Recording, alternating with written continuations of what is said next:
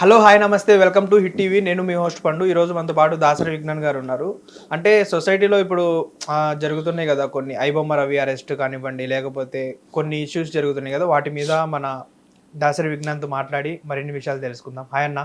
నమస్తే అన్న, ఇప్పుడు చూసుకుంటే ఐబొమ్మ రవి సవాల్ చేయడము, ఆ పోలీసులని సజ్జనార్ గారు అరెస్ట్ చేయడము, చాలా వరకు ఆల్మోస్ట్ పైరసీ అనేది లేకుండా చేసేసారు. ఇప్పుడు దాన్ని ఎలా చూడొచ్చు అన్న మనం? అంటే కొంతమంది ఏమంటున్నారంటే పబ్లిక్ ఇష్టం వచ్చినట్టు టికెట్ రేట్లు పెంచడం వల్లే ఇలాంటివి వస్తున్నాయి, అలాంటప్పుడు పేదవాళ్ళకి ఇది మంచి, లేని వాళ్ళకి చెడు అన్నట్టు మాట్లాడుతున్నారు. దాని మీద మీ అభిప్రాయం? బంగారం రేట్లు విపరీతంగా పెరిగిపోతున్నాయి. అవునా? అవును. లక్షలేని ఉంగరం రావట్లా. అవును, సీరియస్లీ. నిజం. మినిమం ఒక ఉంగరం మంచిగా చేయించుకుంటే 1,00,000. ఎప్పట్లో ఏమో ఉంగరాలు 15,000కి 10,000కే వచ్చేవి, ఇంటి పెద్ద పెద్ద రాళ్లతో. బట్ ఇప్పుడు రావట్లా ఇంతవి కూడా. అది కూడా పలసంగా వస్తాయి. సో సామాన్యులకు అందుబాటులో బంగారం ధరలు లేవు.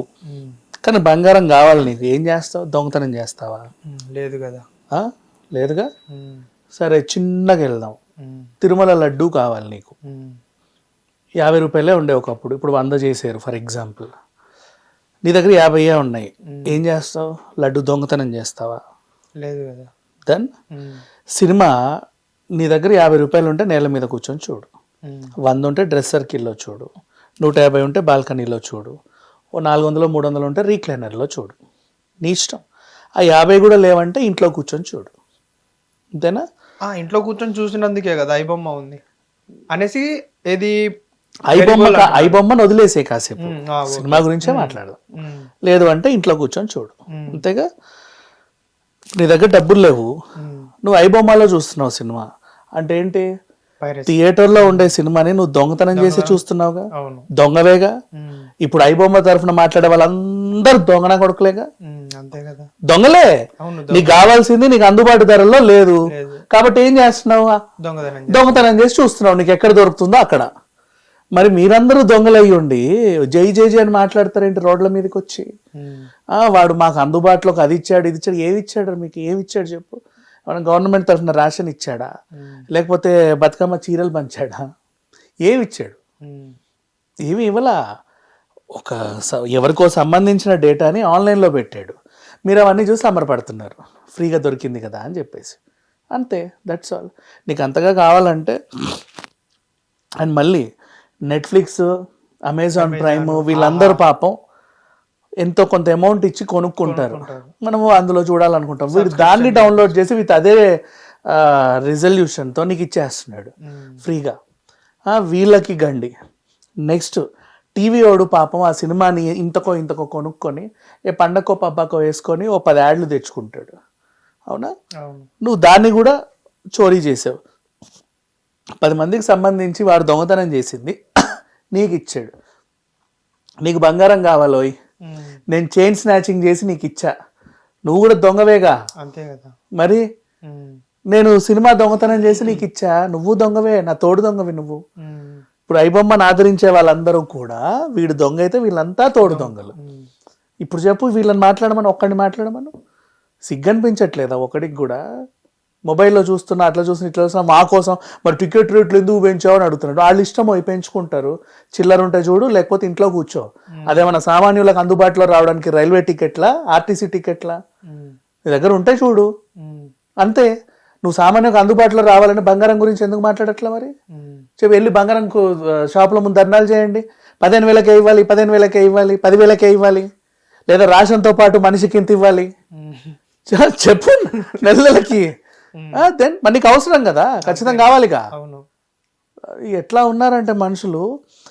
అంటే అసలు ఐబొమ్మ రవి అనే వ్యక్తి అసలు పోలీసులకి సవాల్ విసిరి హైకోర్టును కూడా హ్యాక్ చేసేసి, అంత అవసరమా?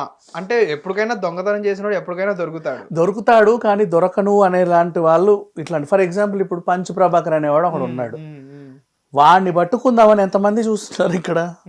పట్టుకోలేవు, బికాజ్ హీఈస్ అబ్రాడ్. బట్ నచ్చినట్టు మాట్లాడతాడు, రేవంత్ రెడ్డిని తిడతాడు, లోకేష్ని తిడతాడు, చంద్రబాబు నాయుడుని తిడతాడు, అందరు నిన్ను తిడతాడు, నన్ను తిడతాడు, వాళ్ళ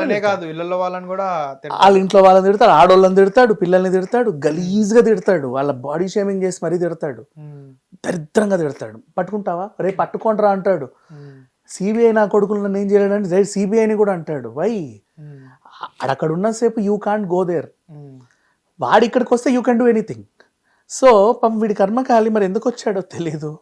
యాక్చువల్గా కుకట్పల్లిలో ఒక డీసెంట్ ఫ్లాట్ ఉంది, వచ్చినప్పుడల్లా అక్కడ కాలు చాపుకొని కూర్చొని స్నానం చేసి పళ్ళు దొంగకొని వెళ్తాడు ఇక్కడ చిన్న చిన్న రాజకార్యాలు పెట్టుకోవడానికి.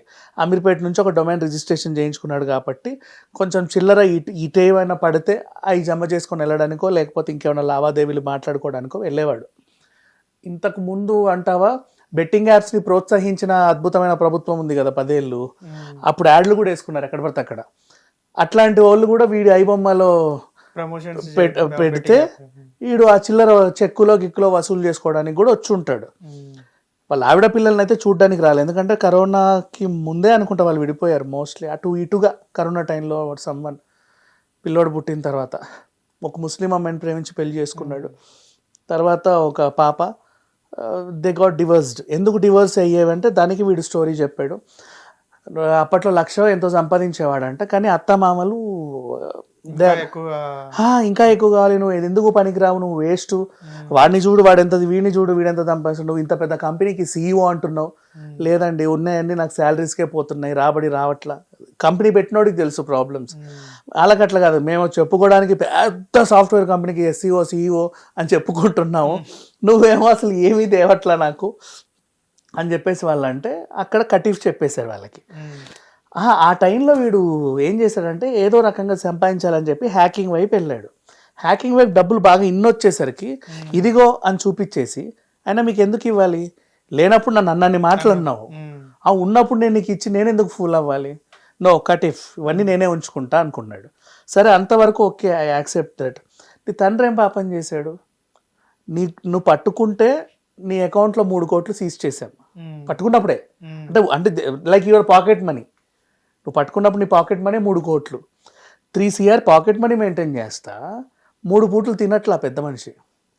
నువ్వు చూసుంటావు వాళ్ళ ఫాదర్ని, 3 పూటలు తినట్లా, ఓపిక ఉంటే వండుకుంటున్నాడు ఏదో రేషన్ బియ్యమో లేకపోతే ఆయనకు వచ్చే పెన్షనో వాట్ ఎవర్, ఓపిక ఉంటే. లేదు అంటే బయట ఇంత ముద్ద ఏదో ఒకటి తెచ్చుకొని తింటున్నాడు. అంత అవసరం ఏంటి, ఎందుకు అలా తినాలి అంటే దానికి ఒక రీజన్ ఉంటుంది, వీళ్ళకి తెలియదు. వీడికి కొడుకు ఎక్కడున్నాడో తెలియదు, కానీ ఎప్పటికన్నా వస్తాడులే, అప్పుడప్పుడు మాట్లాడుతున్నాడుగా, ఓకే. పెళ్ళము లేదు, ఇంకెవరు లేరు, ఇది వారసత్వ సంపద ఈ డబ్బా, నేను పోతే ఇది ఎవరు తీసుకెళ్ళిపోతాడో అని ఆ డబ్బా కాపాడుకోవడానికి తెల్లారితే కళ్ళు తెరిచి ఆ డబ్బా చూసుకోవడానికి ఇంత తింటారు వాళ్ళు, అంతే. అంటే జస్ట్ ఆ డబ్బా కోసం బతుకుతారు. ఏదో రోజు ఇది ఎవరికన్నా చేతిలో పెట్టి పర్లేదు నా కొడుకు చేతిలో నా మనవడి చేతుల్లోనో ఉంది అనుకుంటే హ్యాపీగా చచ్చిపోతారు వాళ్ళు. అట్లాంటి స్థితిలో ఉన్నాడు ఆయన. ఎప్పుడో మానసికంగా చనిపోయాడు. జస్ట్ ఆ హౌస్ ఎంతో ఇంత ఉంటుంది వైజాగ్లో. ఇప్పుడు ఇంకా రేట్లు బాగా పెరుగుతున్నాయి కదా, ఆయన కావాలంటే అమ్ముకోవచ్చు కూడా, ఆయన ఇష్టం. కానీ లేదు, ఏంటో మరి ఆ ముసలైన పాపం ఇంత తినడానికి ఇబ్బంది పడతా అది కాపాడుకుంటూ ఉన్నాడు. కొడుక్కి ఇద్దామనే వీడు కనీసం ఎప్పుడు 1,00,000 కూడా ఇవ్వాల కంపెనీ పెట్టినప్పటి నుంచి, కానీ ఇంకెప్పుడైనా కానీ. ఏంటో 2 ఏళ్ల క్రితం మాట్లాడాను, ఆయన కూడా తప్పు చేసిన శిక్షించమనే చెప్తున్నాడు. అండ్ వాళ్ళ తరఫున ఇంకా వైజాగ్లో కూడా కొన్ని ఆస్తులు అవి ఇవి ఉన్నాయి, ఇవన్నీ కూడా పోలీసు సీజ్ చేస్తారని అనుకుంటున్నా. ఇంత చేసి వీడు ఇన్ని సినిమాలు 50,000 60,000 సినిమాలు హ్యాక్ చేసి వాటిని పబ్లిష్ చేసి వాడు సంపాదించింది ఎంత అంటే 20 కోట్లు. ఇక్కడ నష్టం 20 కోట్లు కూడా బెట్టింగ్ యాప్స్ మీద సంపాదించాడు. 20 కోట్లు సినిమాల పైన, 20% సినిమాల పైన, 80% బెట్టింగ్ యాప్స్ అట్లా. అండ్ ఆ 20 కోట్లకి ఇక్కడ నిర్మాతలుగా 3,500 కోట్లు నష్టం. అది అంటే ఒకరి దగ్గర డేటా చోరీ చేసి ఇంకొకరికి ఫ్రీగా చూపించేసాడు. ఇది వీడు చేసిన డ్యూటీ. ఇప్పుడు ఇతని మీద నువ్వు అరెస్ట్ చేసినా కూడా మనకున్న కోర్టులు చట్టాలు ప్రకారంగా అది IPC అయినా BNS అయినా హీ కెన్ కమ్అట్ ఈజీలీ. మంచి లాయర్ని పెట్టుకుంటే ఎందుకు చెప్పు, వాడు ఎవరి దగ్గర డబ్బులు తీసుకోవాలా బలవంతంగా, పెట్టుబడులను ఆకర్షించాలా, money monetary kind of thing ఏం చేయాల వాడు. సో వాడికి అది బెయిలబుల్ అఫెన్స్. కానీ వీళ్ళు ఈడీ ఎంటర్ అయింది ఇప్పుడు. ఇదేమైనా మనీ లాండరింగ్కి సంబంధించి ఏమన్నా ఉంటే, మనీ లాండరింగ్ PML యాక్ట్ ప్రకారంగా అయితే నీకు బెయిల్ లేకుండానే అసలు నీకు నోటీస్ ఇవ్వకుండా కూడా నేను అరెస్ట్ చేయొచ్చు. వాళ్ళకంటూ కొన్ని సౌలభ్యాలు ఉన్నాయి, మరి వాళ్ళు ఏం చేస్తారో చూడాలి. ఇకపోతే ఇతని అరెస్ట్. ఒరే ఏమేం చేసావో చెప్పురా అంటే, నేను ఒకడినే ఆమె ఏక్ నిరంజన్, నాకు ఎవడు లేడు, నేను ఒకడినే ఇంత పెద్ద వ్యవస్థను నడిపిస్తున్నాను, ముందెవడు లేడు వెనకెవడు లేడు, నన్ను ఏం చేసినా నాకు ఏం లేదు, ఎందుకంటే నా కోసం ఏడ్చేవాళ్ళు కానీ వచ్చేవాళ్ళు కానీ పోయేవాళ్ళు కానీ లేరు. 3 రోజుల నుంచి ఉన్నాడు, బెయిల్ కనీసం ఎవరు ములాఖత్ రాలా. 2 అడ్వకేట్లు వచ్చారు, నీ తరఫున మేము వాదిస్తాం రా అంటే, నేను మాట్లాడా మీతోని, ఏమో మరి మీరు ఎందుకు వచ్చారో నా దగ్గర తెలియదు, నా ఫ్రెండ్ ఎవడు అడ్వకేట్ని పెడతా అన్నాడు, ఆయన వస్తేనే నేను అన్ని మాట్లాడతా, ఈ టైప్ ఆఫ్ మెంటాలిటీతో ఉన్నాడు. అంటే మొత్తం అన్ని తెగించేసి ఉన్నాడు. కానీ ఇతన్ని కనుక ఈసారి వదిలితే మళ్ళీ రాడు కదా, బొమ్మలకు మీద బొమ్మలు చూపిస్తాడు, ఐ బొమ్మలు లాంటి సైట్లు కనీసం 10 పెడతాడు వాడు. సో అతన్ని సక్రమంగా యూజ్ చేసుకుంటే, లైక్ ఇప్పుడు ఆన్లైన్లో మనకు స్పిన్ కొడితే వస్తాయి WWIN అని, అండ్ ఏదో అటు ఇటు జరిపితే ఆ గిఫ్ట్ ఇట్లేసి 10 లక్షలు ఇట్లు వస్తాయి, అది వస్తాయేమో అని చెప్పి నీకు నాకంటే తెలుసు కాబట్టి వీ విల్ నాట్ గో. కొంతమంది ఉంటారు పాపం, ఈ రోజుల్లో సెల్ ఫోను కూరగాయలు అమ్మే వాళ్ళ దగ్గర ఉంది, ఆఫీస్ బాయ్ల దగ్గర ఉంది, చదువుకున్నోడి దగ్గర ఉంది, జెప్టో జొమాటో చేసే పిల్లల దగ్గర కూడా ఉంది, నెలకి 5,000 10,000 సంపాదించే వాళ్ళ దగ్గర కూడా ఉంది. అవునా, పొద్దంతా కష్టపడి వస్తాడు పాపం, ఒక రోడ్లన్నీ తిరిగి అక్కడ ఇక్కడ డెలివరీ చేసేసి రాత్రి ఇంటికి వస్తాడు, ఇంకేంటి నా జీవితం, నేను ఏమైపోవాలి అని అనుకుంటాడు. ఎంతమంది వేసి కూర్చొని ఆలోచిస్తూ ఉంటారు. ఆ టైంకి ఏదో ఇట్లా డబ్బులు కనిపిస్తాయి, వెంటనే నొక్కేస్తాడు. వాడి దాంట్లో ఎంత ఉంటాయి, మహా అయితే 10,000 20,000 అవి కూడా పోతాయి. అట్లా ఎంతమంది పోయి ఉంటాయి, వాటిని మనం హ్యాక్ చేసి వెనక్కి తేవచ్చు. లింక్ కొట్టగానే OTP వస్తుంది, మీకు ఏదో వస్తుంది, అవి కూడా చాలా మంది ఇట్లాంటి వాళ్ళన్నీ వీడికి తెలుసు బాగా. సో ఇతని హెల్ప్తో వీళ్ళందరినీ మనం వెనక్కి తెచ్చుకోవచ్చు. అండ్ మళ్ళీ బ్యాంకులో కూడా ఏదో చేస్తే బ్యాంక్లో నుంచి కొన్ని కోట్లు ఒకరి అకౌంట్లోకి వెళ్ళిపోతూ ఉంటాయి అప్పుడప్పుడు. అట్లాంటి స్కామ్లు కానీ, బిట్ కాయిన్, క్రిప్టో కరెన్సీ ఇలాంటి వాటిలో వచ్చే స్కామ్స్ కానీ చాలా ఉన్నాయి. మాట్లాడుకుంటే 1-2 కాదు, మనకు తెలిసి కొన్ని, తెలియనివి ఇన్ని ఉంటాయి. ఎప్పుడో కానీ బయటికి రావు. డిజిటల్ అరెస్ట్ చేస్తారు. మొన్న నాగార్జున గారు చెప్పినట్టు మా కుటుంబంలో ఒకరు డిజిటల్ అరెస్ట్ అయ్యారండి.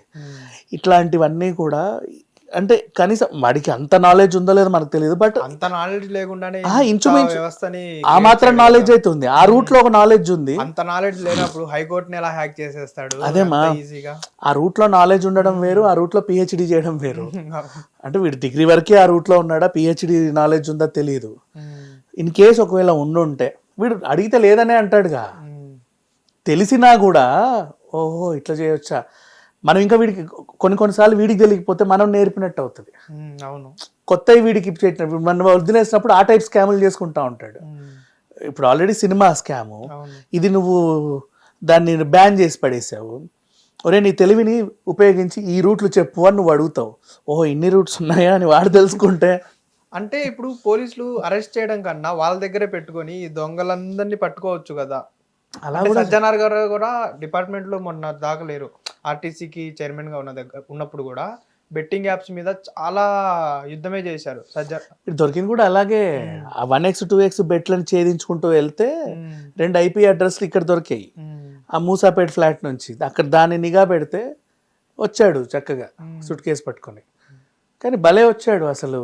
ఇక్కడ ఓ పక్క అరెస్ట్లు అవుతా ఇన్ని జరుగుతున్నా కూడా వాడు అంత ధైర్యంగా రావడం చాలా గ్రేట్. కొంతమంది ఏమంటున్నారంటే వాళ్ళ మిస్సెస్ పట్టించారు ఇతన్ని. మిస్సెస్ మాట వినేది లేదు. వీడు విడాకులు కావాలన్నా కూడా నీ చట్టం ప్రకారంగా వాడు భరణం ఇవ్వాలి. వాడు కరేబియన్ దీవులో ఉంటే నీకేమి ఇవ్వాల్సిన అవసరం లేదు. నిన్ను వదులుకున్నాడు పూర్తిగా. ఒక లావాదేవీ కోసమే వచ్చుంటాడు. ఎలాగో వచ్చాం కదా ఇవన్నీ సెట్ చేద్దాం అనుకొని కూడా ఉండొచ్చు. లేదా ఎప్పుడో మమకారం చేశారే నాకు ఓ కూతురు ఉంది కదా ఆమె నన్ను ఏదన్నా సెట్ చేద్దాం, లేదా ఈ ఫ్లాట్ కూతురు పేరు మీద రాద్దాం.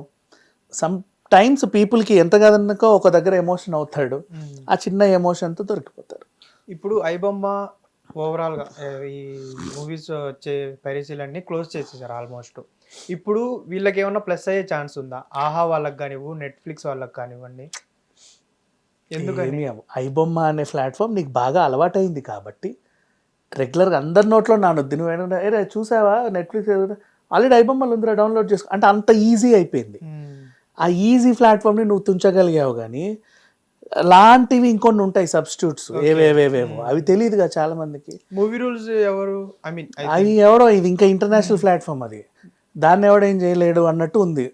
ఇది వీడంటావా ఐ బొమ్మ బప్పం బప్పం. ఇలాంటి పేర్లు తెలుగులోనేగా పెట్టేది, తెలుగోడే.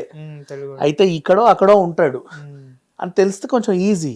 ఈ మూవీ రూల్స్ వాడు మొత్తం విస్తరించాడు, వాడు ఎక్కడున్నాడో ఎవడో తెలియదు. అండ్ ఈ సైట్ని కూడా నువ్వు బ్లాక్ చేసామంటున్నావు కదా, ఐబొమ్మ ఓపెన్ చేస్తే మీ దేశంలో మా సర్వీసులు నిలిపివేస్తున్నాం, చింతిస్తున్నాం అని రాశాడు. పక్క దేశంలో ఉంటాయి కదా వీడి సర్వీసులు. మరి పూర్తిగా నియంత్రించలా ఇంకా. వాడు తెలివిగానే ఉన్నాడు, అది అర్థం అవుతానే ఉంది. అండ్ తనకి ఏం చెప్పట్లా, తెలిసినా కూడా ఏం చెప్పట్లా, దాచుకుంటున్నాడు. ఇక్కడ నుంచి బయటపడితే చాలు ఏదో రకంగా, తర్వాత అసలు ఇటు చూడాల్సిన అవసరం లేదు, నేను ఇంకా చక్రం తిప్పుతా అంటే వీడు ఎట్లాంటి వాడు అంటే నన్ను అట్లా చేస్తావు కదా, ఉండు నేనేంటో చూపిస్తా, ఆ type of mentality. So we can't do anything to him. Hit TV app, ఇందులో short news, live news, entertainment shows, movies, digital magazines తో పాటు మీ జిల్లా వార్తలను కూడా ఫ్రీగా చూడొచ్చు.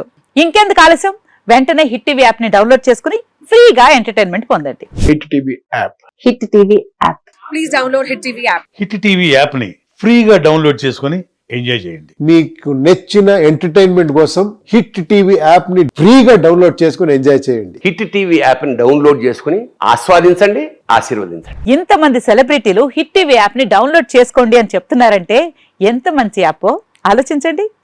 అమెరికా అమెరికా అమెరికా అమెరికాలో చదవాలనుకునే వాళ్ళకి విశ్వసనీయమైన పేరు మన శౌర్య కన్సల్టెన్సీ. UK లో 1 year masters. UK లో 1 year masters. 2 years work permit up to 5 years visa. Contact Saurya Consultancy.